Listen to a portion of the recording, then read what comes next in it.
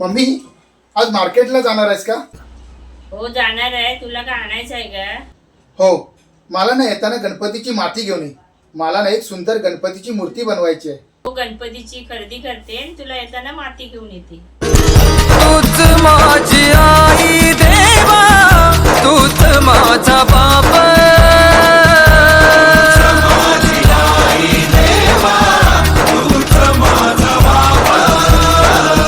गोड मानुनी घे सेवा, कोटी घाल पाप.